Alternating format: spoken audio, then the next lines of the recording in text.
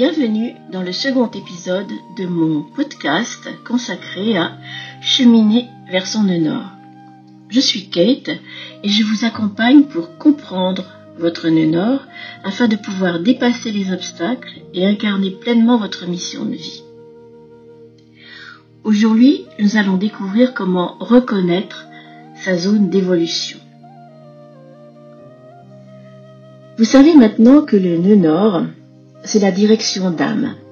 Mais concrètement, comment le reconnaître? Comment savoir si vous avancez vers lui ou si vous tournez encore en rond dans votre nœud sud? Aujourd'hui, nous allons explorer ensemble comment identifier son nœud nord et comment commencer à l'incarner dans la vie. Sans forcer, sans tout bousculer, mais avec conscience. Alors le nœud nord, c'est une sorte d'éclair de lumière dans le ciel de naissance. Imaginons une carte du ciel comme un grand paysage intérieur.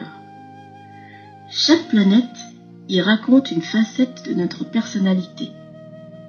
Pourtant, les nœuds nord et sud lunaires évoquent notre mouvement d'évolution.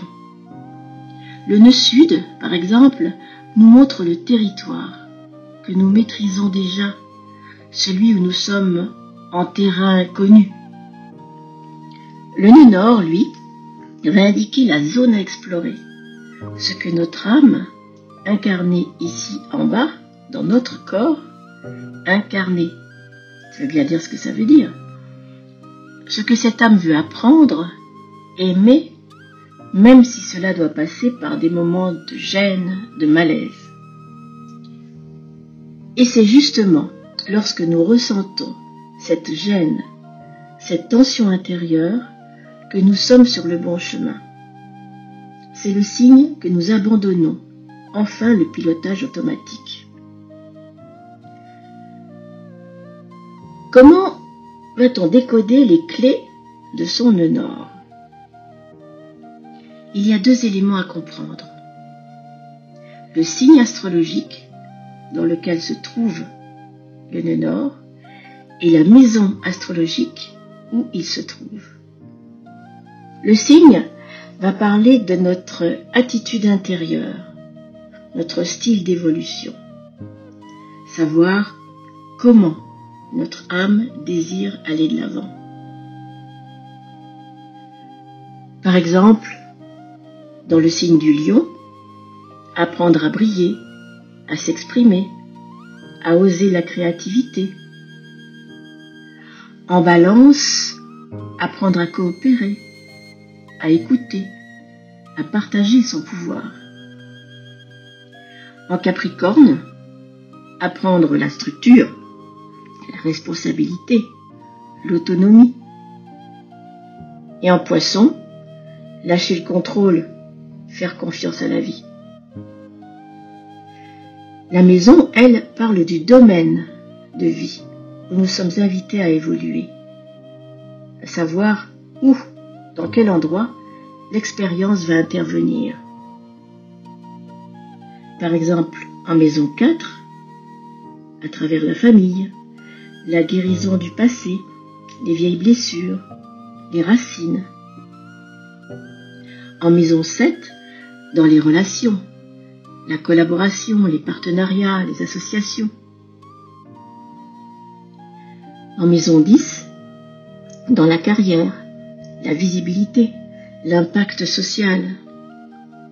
Et en maison 12, dans le service, la spiritualité, l'abandon du mental,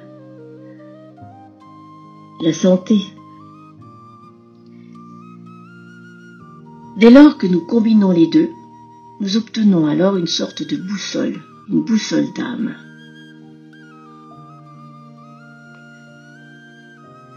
Maintenant, comment reconnaître les signaux du nœud nord? Avant de marcher vers son nœud nord, il faut savoir à quel moment nous sommes encore coincés dans notre nœud sud. Et pour ça, rien ne vaut l'observation. Voici quelques indices. Nous répétons les mêmes schémas, même quand nous savons pertinemment qu'il faudrait changer. Nous ressentons une lassitude, une absence ou un manque de sens dans ce que l'on fait, malgré une belle réussite apparente.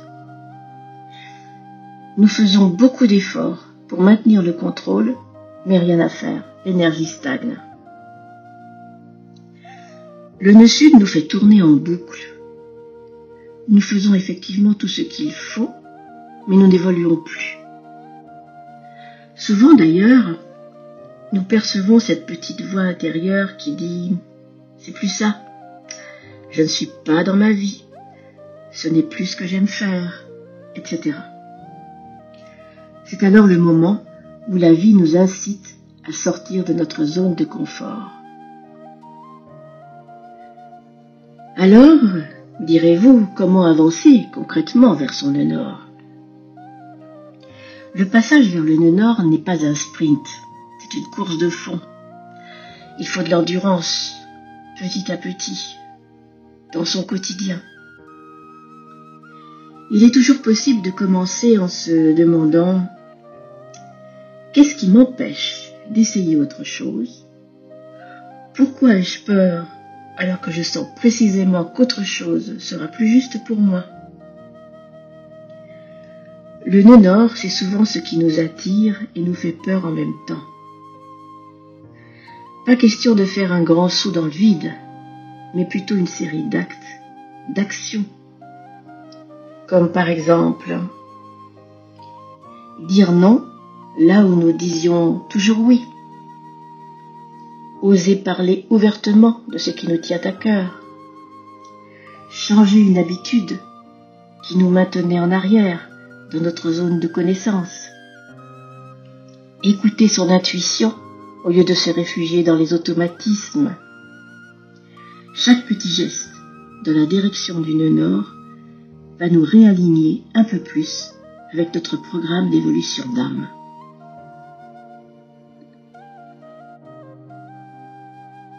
Examinons maintenant la Spagiri comme compagne de transition. En effet, sur ce chemin, vous n'êtes pas seul. Certaines aides peuvent accompagner ce passage de conscience. La Spagiri, ce mélange de 10 plantes personnalisées qui agit comme un miroir vivant de ce processus intérieur. Les essences spagiriques soutiennent l'équilibre entre le corps, l'âme et l'esprit. Le sel, le principe du corps en alchimie et rien à voir avec le condiment culinaire, va nous ancrer dans notre corps et aider à garder toute notre énergie. Ce qu'on appelle le soufre, principe de l'âme en alchimie, invite à nettoyer les émotions anciennes, à libérer les mémoires du nœud sud. Et enfin le mercure, principe de l'esprit en alchimie, apporte la clarté, la compréhension, la conscience de ce que l'on vit ici et maintenant. C'est un peu comme si la nature nous prenait par la main pour nous aider à traverser un passage initiatique personnel majeur. Pour conclure, découvrir son nœud nord, c'est reconnaître la direction que la vie a préparée depuis toujours pour nous. C'est une boussole intérieure, pas du tout une obligation. Nous pouvons l'appréhender à notre rythme, avec douceur, curiosité et confiance.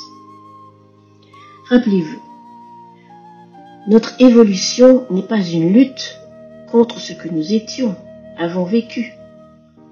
C'est un amour plus profond pour ce que nous devenons au fil des années. Dans le prochain épisode, je répondrai à la question de savoir comment la Spagiri peut aider à quitter son nœud sud à travers ces plantes dites de passage et comment les émotions deviennent alors des clés de transformation. Merci d'avoir écouté cet épisode de Cheminer vers son nœud nord. Continuez à marcher vers votre nœud nord chaque jour, à incarner votre mission et à vivre dans la joie et la pleine conscience. Rejoignez-moi pour le prochain épisode et n'oubliez pas de mettre un petit pouce, de vous abonner ou de faire partager cette vidéo si elle vous a plu. Merci, à bientôt.